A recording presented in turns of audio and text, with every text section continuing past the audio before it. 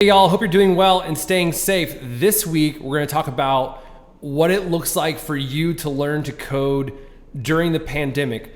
Now, I've talked about this before on Instagram, but it's this idea that right now, instead of binging Netflix, what if you learned one of the most valuable skills? Now, at the time of this recording, I don't know anyone in my personal network who is a software engineer that's become unemployed as a result of the pandemic.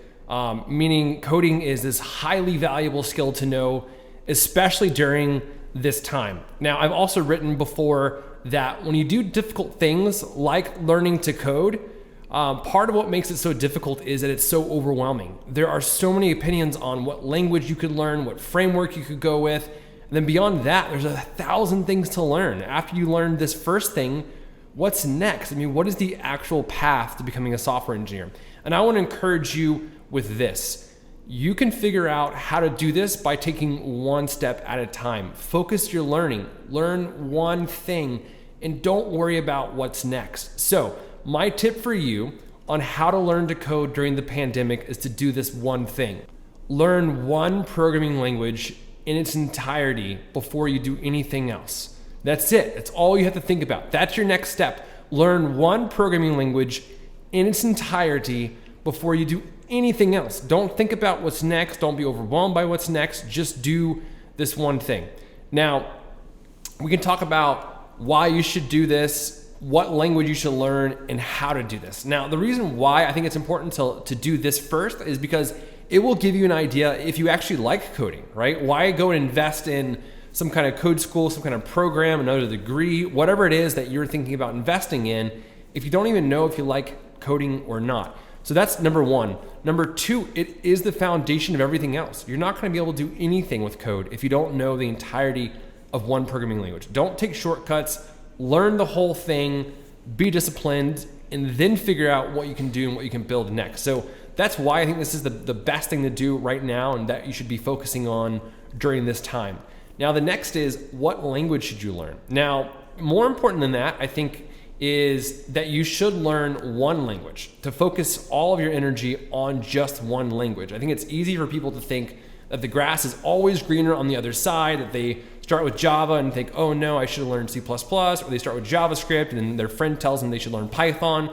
What happens is you get to the point where you can declare variables in 5 languages, but you can't do a loop in any language because you haven't focused your time. Just like learning foreign languages, it's best to stick with one language, learn it in its entirety, and it will help you pick up any other language afterwards because all languages are pretty much have a lot of the same things in common. So you'll be good there. Now, if your question is, which language should I learn? I'm just gonna say JavaScript. If you're curious as to why, leave a comment or reach out to me and I can let you know more on why I think JavaScript is the language you should learn if you're not already opinionated on what it is.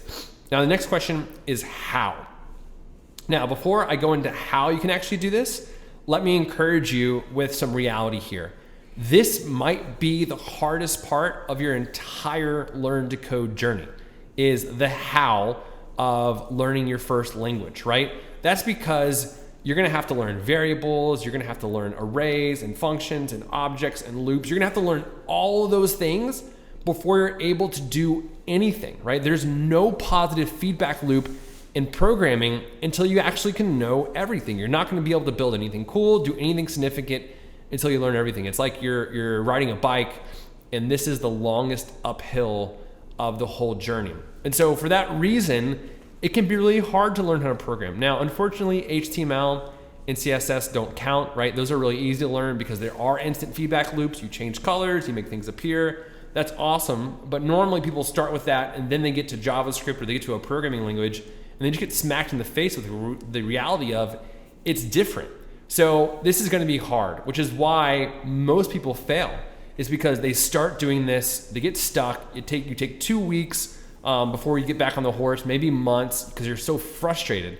And so it's really important to figure out how you can get in an environment where you can learn to code with others. So if you got questions on what it looks like to learn how to code, to learn the fundamentals of your first programming language, reach out. I would be happy to give you some advice and tips, some programs you can enroll in, etc. But remember, focus your learning on one programming language right now. And I promise you, if you give it a good 4 or 5 weeks, you can come out of the pandemic knowing your first programming language. If you're already there and you've got questions, please reach out to me. My email is aaron@projectshift.io. I'd be happy to tell you what you should do next after you learn that first language.